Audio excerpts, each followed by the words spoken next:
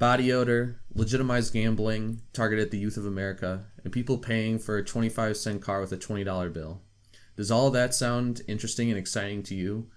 Do you want to become a manager of what is in reality an incredibly slow and non-profitable business?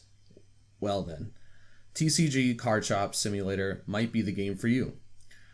But we have to ask ourselves the age-old question, with all the overwhelmingly positive ratings we see on Steam, is it actually worth the hype?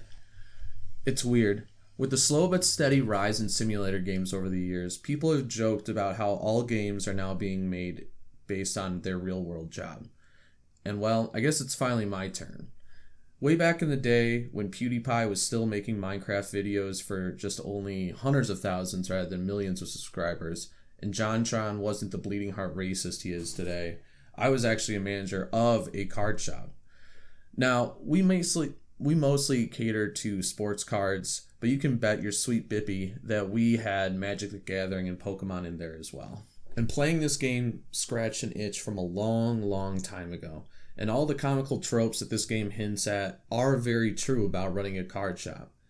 I witnessed grown men drop thousands of dollars that they did not really have on cards as though they had just pulled the lever on a slot machine.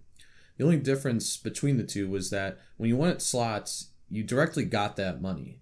But with cards, more than once I saw someone pull a card that fully justified them spending their unemployment check, only to look at me like Isildur does Elrond in the first Lord of the Rings. I knew that card was never getting sold, and those gains would have been better off being thrown in a Mount Doom. But enough about me. I'm talking way too much about my own past card shop trauma. Let's talk about TCG Card Shop Simulator. At the price point of $13 for this early access game, there is a lot going on. You're charged with running a card shop from 8 to 9 p.m. every day.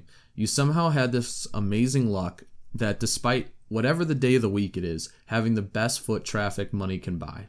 Customers will start lining up at 8 a.m. and as soon as you open the store, you'll be running around ringing up customers, stocking shelves, ordering new items, and replacing depleted stock. And of course, spraying down people who decided they wanted to pheromone max.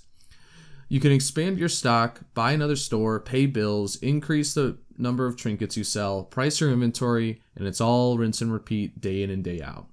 To some folks, this might sound like a pretty repetitive and linear game, but this game does a good enough job of adding enough variety and variability at this current version to keep the player interested.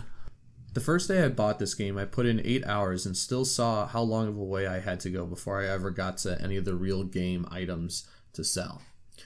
Were those items going to change the cycle that I already laid out for you or the way you played it? No, of course not. But that always isn't the point of simulators.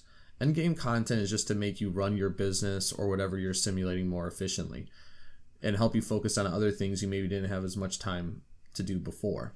Does this game have drawbacks in its current state? Yes, it does. I want to differentiate between the similar cycle you have to run with every day versus how you grow your business. As of right now, once I reach the end game, I actually don't really intend on replaying until more content, more development comes out for this game. The reason why is because I already know a different run-through is going to provide too similar, if not the exact same experience I am currently handling in my first playthrough. Said differently, the replayability of this game is its biggest weakness. Until we get more branching styles of how to run your card shop, this game will get you to the end and you'll very likely shelf the game after that. Yeah, maybe you can change the layout of the store, maybe supply different products at different rates, but it's going to be the same underwear, just a different day of experience.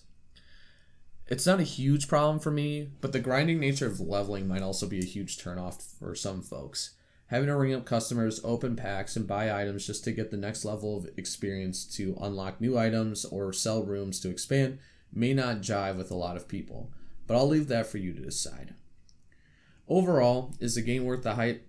At $13, I would say most definitely. The roadmap the developers have laid out looks very promising in terms of addressing the negatives I listed out for the game, and even if you do only see yourself playing it once, the hours you will get out of it far exceeds the price point of the game. I'd definitely say it is worth the hype. That's all that I have, gamers. As always, this is Last Mohican. If you enjoyed this video, please hit that like button or that subscribe button, and as always, take it easy.